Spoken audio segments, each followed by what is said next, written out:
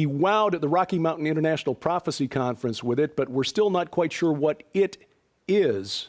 Welcome to SkyWatch TV for Thursday, July 28th, 2016. I'm Derek Gilbert. And by the way, I know I said yesterday was Thursday.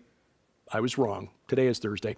Anyway, our guests joining us, the producers, the host and director of the Watchers DVD series, most recently Watchers 10 DNA, in which they unveiled something startling, which they disclosed for the first time at the Rocky Mountain Prophecy Conference. We welcome Richard Shaw and L.A. Marzulli to the program. Gentlemen, welcome. Great to be here. Hey, Derek, good to see you again.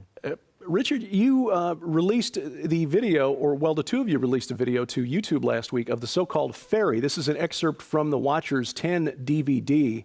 I'm going to show this on the screen while we're talking about it, just a clip there of the brief examination of what this thing is. What is this thing? Do you have any idea? Well, when Jaime showed it to us, now we saw it for the first time 3 years ago in his office, and LA has kind of told that story before, but basically he brings this bottle, about a quart-sized bottle of formaldehyde, and sets it on his desk and then leaves it with us to look at. And inside of it was this creature with wings, hands, arms, a tail with a stinger on it, and legs and feet. I mean, and when I looked at it, you know, L.A. and I looked at each other and I said, could this be a fairy? Now, the only reason we call it a fairy is because this goes way back to our research in Watchers 1, where L.A. brought a woman on that had had an encounter with these creatures at a place in Central California. So that's what she called it, and that's what her friends all called it. So that it kind of got tagged as a fairy.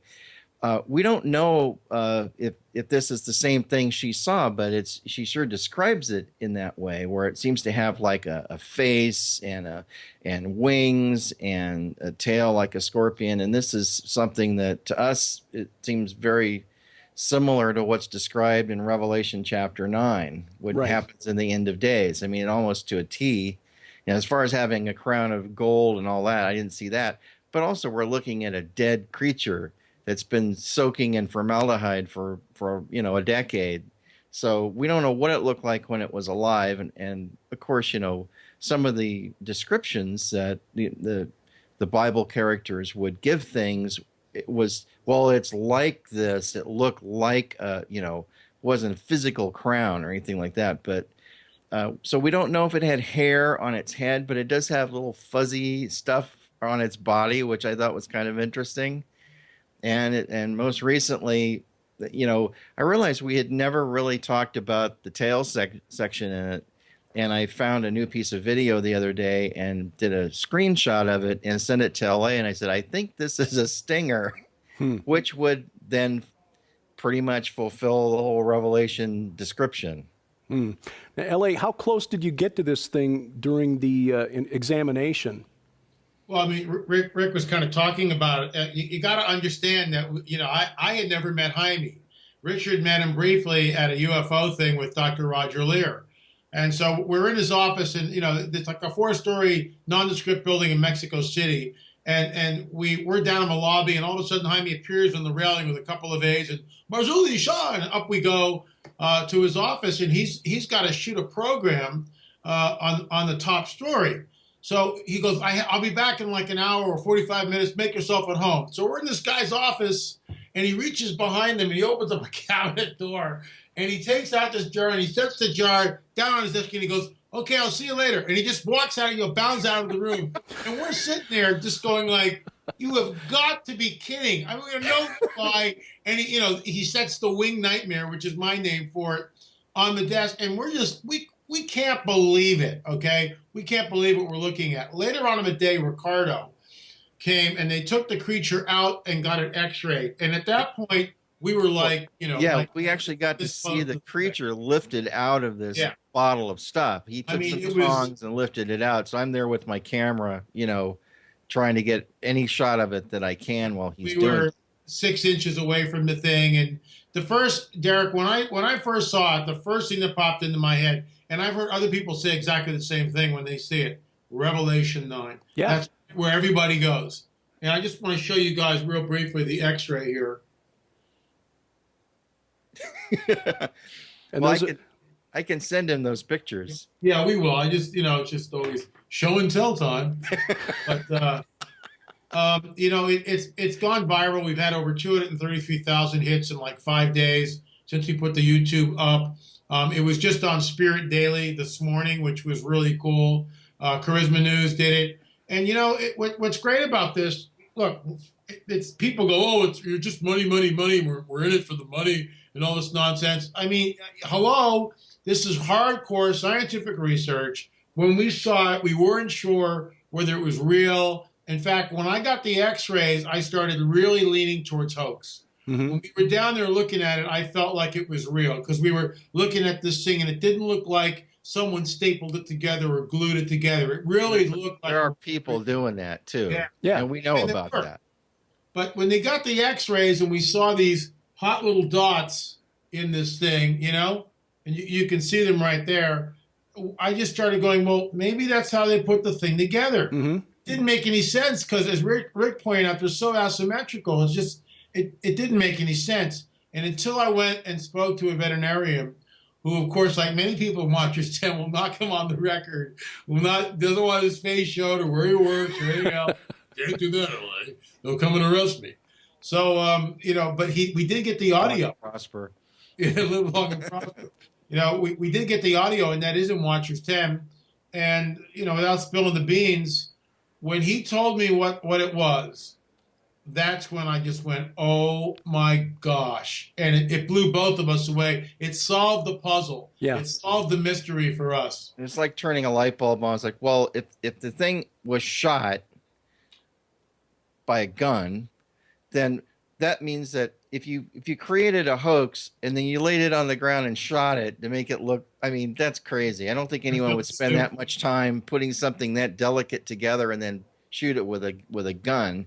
So someone shot it down, and that's how this 13-year-old kid found it. And here's something else to consider. When I was in Colorado, I had 2 hunters come up, independently of each other. Mm-hmm. So one guy comes up and looks at the x-rays and tells me something. Another hunter, the same day, maybe an hour or two later, comes up, and basically we have the same conversation.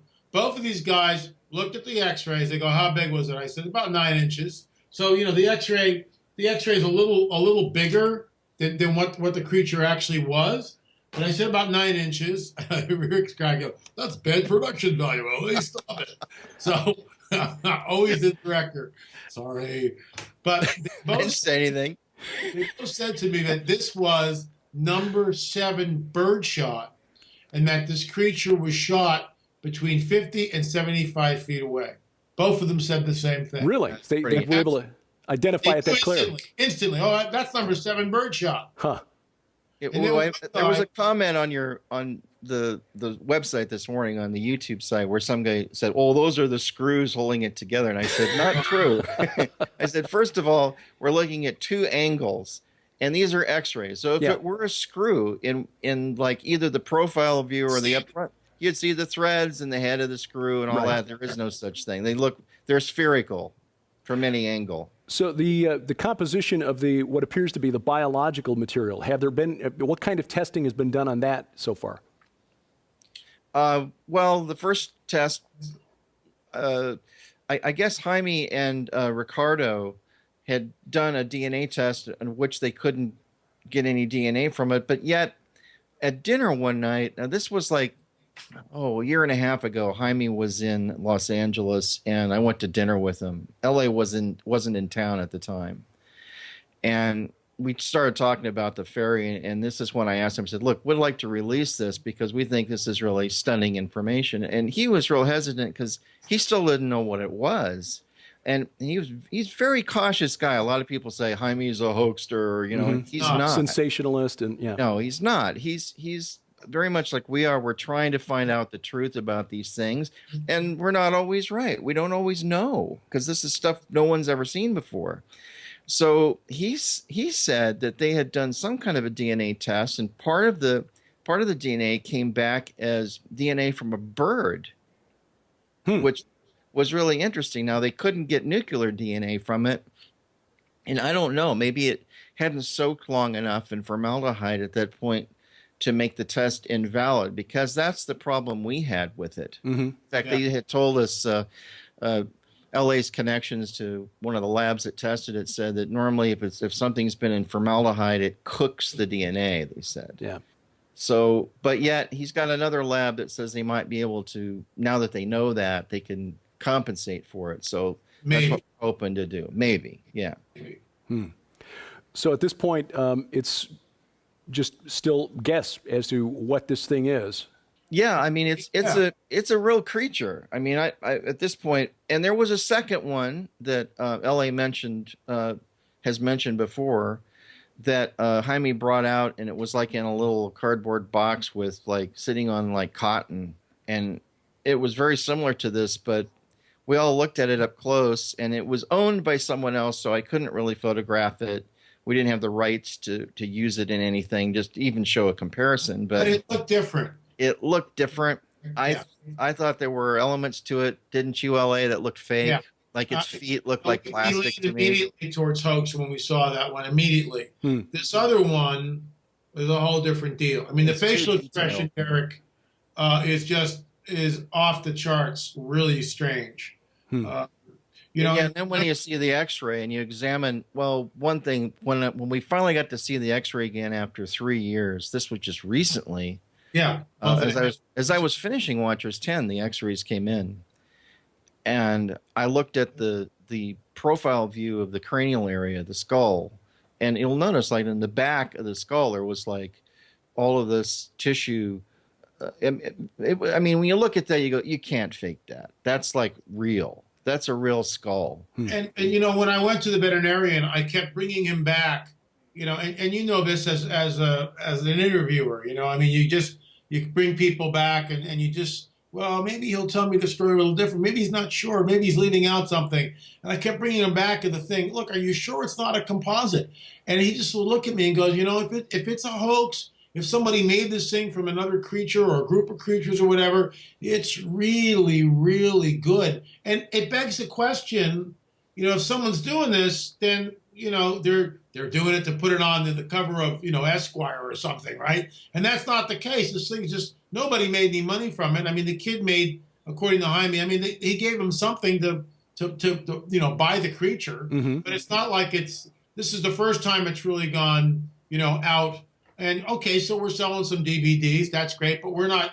I mean, people are just hysterical. Some of the nasty little comments you get on YouTube. Yeah. What? Yeah. We go to the veterinarian. We spend the money, and I won't tell you how much it is, but it's in the thousands to do DNA testing on this thing, and we didn't get anything. So we're right now the X-rays. They're at a forensic anthropologist office. They're also at one of the leading radiologist office, and we're waiting to get feedback from them. So it's like, we're on the trail. We're trying to look. Let me go back to something here. In the Book of Enoch, it tells us that, and I get it, it's not part of the canon, so we don't have to go down that rabbit trail. But the bottom line is this. The Book of Enoch does tell us that the angels who fell from their first estate, Jude, right? When they came down, they sinned not only against the human beings, but against the animals. Right. And Tom Horn's gotten into this whole deal about the chimeras, Horn and Putman and et al. And yourself, the whole idea of chimeras. I think that's what we're looking at. I think the fallen cherub, i.e. Satan, somehow has access to the gene pool. Somehow we have access to it, for crying out loud. Yeah, that's like Tom Horn and Chris's Yeah. DVD Inhuman. I mean, it gets into some of that stuff, not specifically what we have here, I don't think, but there is DNA manipulation going on. This was a hallmark of the Nephilim. And I guess also there's this misconception when we refer to the Nephilim, it's not just about giants. That's kind of like LA. Yeah, exactly. I mean, these signatures. These were beings that were messing around with humanity. Right. And I would add to that, they were trying to create man in his own image. That's what he's trying to do. So, and here's something else interesting to think about. It talks about the creature, breastplates like this and the helmet. Well, that thing, maybe that's when it's dressed for battle in Revelation 9. This thing wasn't dressed for battle. Maybe it was a spy. The conjecture is endless. I have no idea what very this weird thing is, but it's real in our opinion. I mentioned on the radio the other night when we were being interviewed that imagine seeing one of these beings flying towards you with a human-looking face scowling at you as it's ready to sting you. I mean, that would be pretty creepy. There was a man who emailed me after he saw this week. He emailed me, and he thanked me for, the film, thanked us for the film and getting this out and putting the picture up, because now he realizes he's not crazy.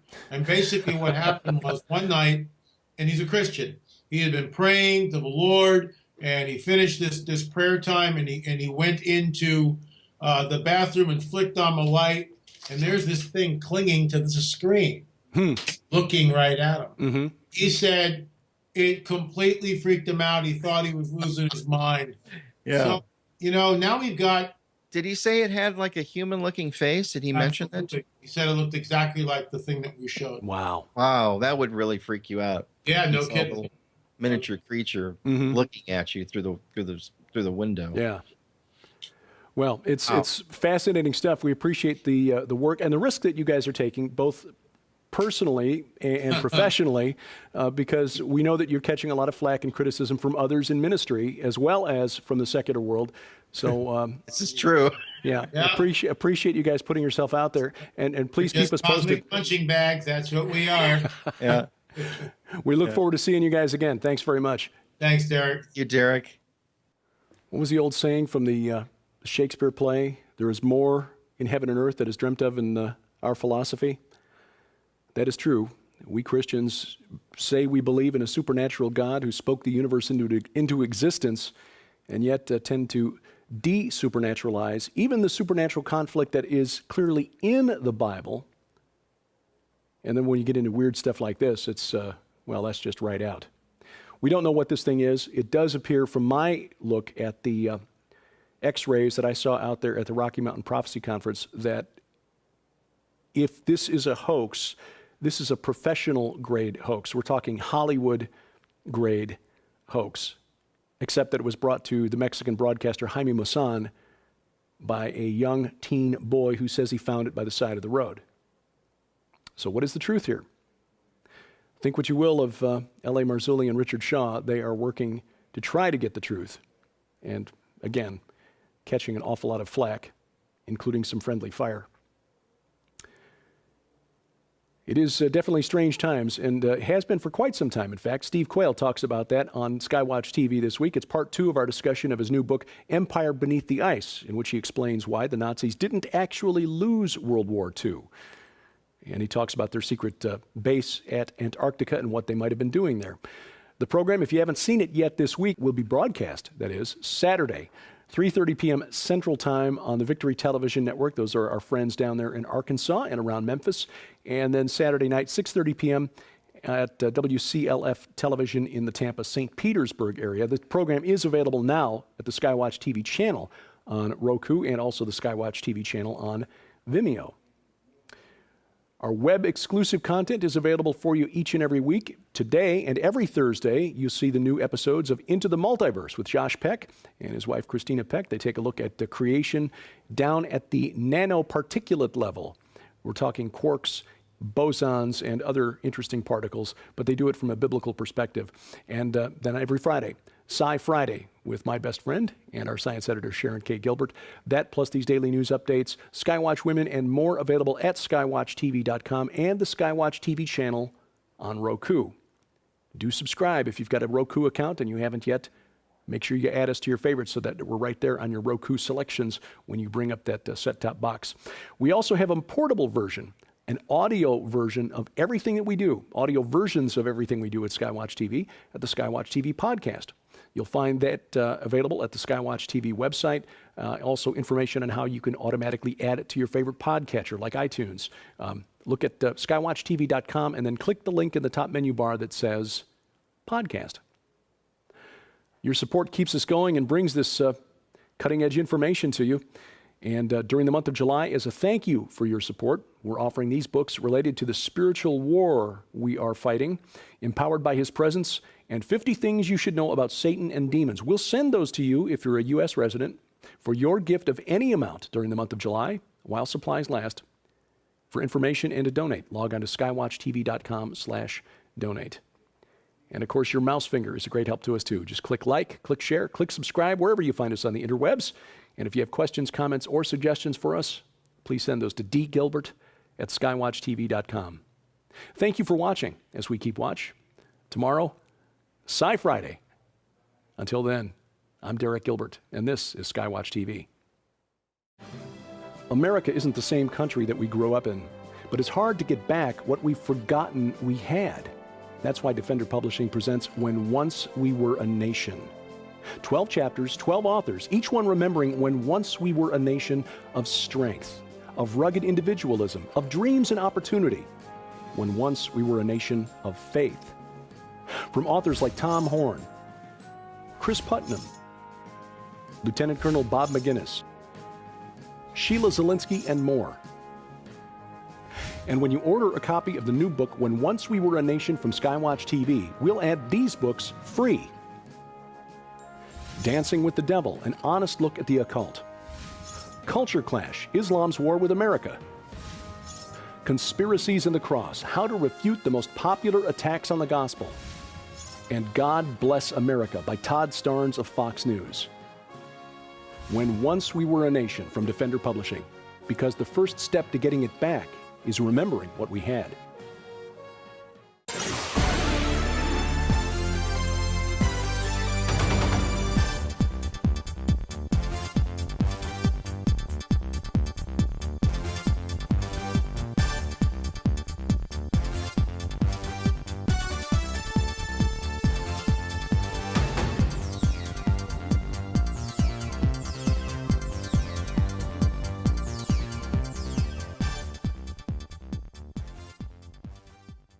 At. And inside of it was this creature with wings, hands, arms, a tail with a stinger on it, and legs and feet. I mean, and when I looked at it, you know, Ellie and I looked at each other and I said, could this be a fairy? Now, the only reason we call it a fairy is because this goes way back to our research in Watchers 1, where LA brought a woman on that had had an encounter with these creatures at a place in Central California. So that's what she called it, and that's what her friends all called it. So that it kind of got tagged as a fairy. We don't know if this is the same thing she saw, but she sure describes it in that way, where it seems to have like a face and wings and a tail like a scorpion. And this is something that to us it seems very similar to what's described in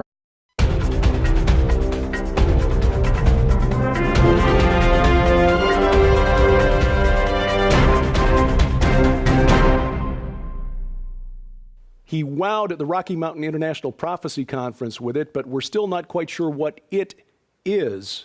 Welcome to Skywatch TV for Thursday, July 28th, 2016. I'm Derek Gilbert. And by the way, I know I said yesterday was Thursday. I was wrong. Today is Thursday. Anyway, our guests join Watchers 10 DVD. I'm going to show this on the screen while we're talking about it, just a clip there of the brief examination of what this thing is. What is this thing? Do you have any idea?